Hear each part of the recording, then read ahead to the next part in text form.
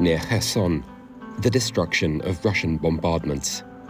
Ukrainian prosecutors, though, are looking for deeper wounds, those hidden beneath the surface and left to fester in the wake of 8 months of Russia's occupation. I'm the deputy prosecutor, and I'm applying the pre-trial procedure in the penal code relative to crimes linked to sexual violence. We've chosen not to show the faces of those testifying. Serhiy is a lawyer, detained by the Kremlin's forces in the street on September the 7th while exchanging hard currency. He tells us of this ordeal in Russian custody. For about 20 minutes, they tasered me and beat me with batons on my back, buttocks and legs. I fell down and they shouted, "Get up," insulting me, saying, "So, you're waiting for the Ukrainian army, are you?" Then they tasered me. Serhiy says he was detained for over a week in a cell of about 6 square meters with 6 to 8 other prisoners, and that the Russians tortured him for 3 days. I had a dynamo. They connected electrodes to me, attached them to my genitals, to the flesh and scrotum, and they started cranking to generate electricity. My hands were tied from behind with a plastic harness, and they cranked.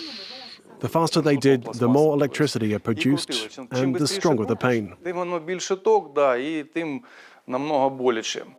If the torturers didn't beat him in the face, according to Serhiy, it was only to prevent their leaving any visible scars. Every time the door opened, we'd have to get up and shout, "Glory to Russia, glory to Putin, glory to Shrago." But you're always thinking about your family, about your wife, your child. You have to get through it. You have to survive. That's what helped me stay strong.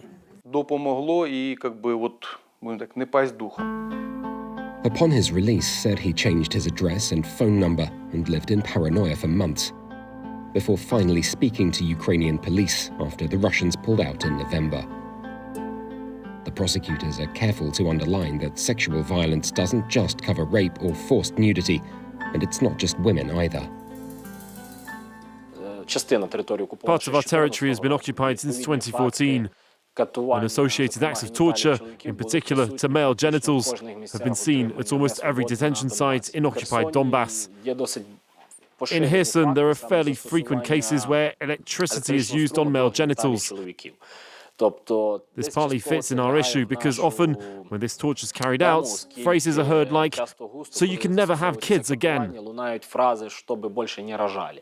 Since February 2022, Andriy Hulkevich's department has opened 156 cases of sex crimes, 38 of them concerning men. For Andriy, it's just the tip of the iceberg. We still don't have access to certain places where people are illegally detained or they've been destroyed. That basically blocks our access to a large part of the evidence. Every person has their own perception of reality. Since these cases happen in an excessively stressful situation, there's a war on, this is one factor, and another is that it could be at night in another room, or the person may not accurately remember the facial features of his aggressor. Investigators also count greatly on witnesses to these crimes, whose memories are often more detailed. That's the case with this fighter detained in the summer of 2022 for 37 days. I had cellmates. The soldiers took them out into the corridor. They put a condom on the end of a police baton and raped them with it, saying, "You'll be next if you don't tell us where the weapons warehouses are, where to find your brothers, the resistance fighters and sabotage groups." We were forced to watch it. My cellmate was raped for 2 days. Then they gave him the condom they used to rape him with. And when they came into our cell, he had to take it out of his pocket and chew it in front of them. Such information is often corroborated by videos the aggressors themselves shoot and send to their friends or families, or by lapses in attention. Sometimes we'd see their faces without balaclavas. For 3 days they'd take you into the basement at night. They'd torture us all. The screams made it impossible to sleep. Some witnesses even end up admitting that they themselves were the victims of the violence they've described. Prosecutors have to guide victims like Ivan and Serhiy down a long and psychologically difficult path in their attempt to build ironclad cases against Russian forces. Overseeing it all, Irina Didienko, who became Ukraine's top prosecutor over conflict-related sexual violence last year. She stresses that her team's work is held to the highest standards. We differ from the Russian Federation in that we are ready to investigate any crime. Nevertheless, it is necessary to distinguish between a war crime and a crime of a general nature. I was at the International Criminal Court. I was in The Hague, and I conducted consultations on how to structure the investigation so that it was properly recorded for international institutions. What's our task? To make our investigations transparent and to show that we are a legal state. All of Ukraine is working to bring Putin to justice because we know who's responsible for this.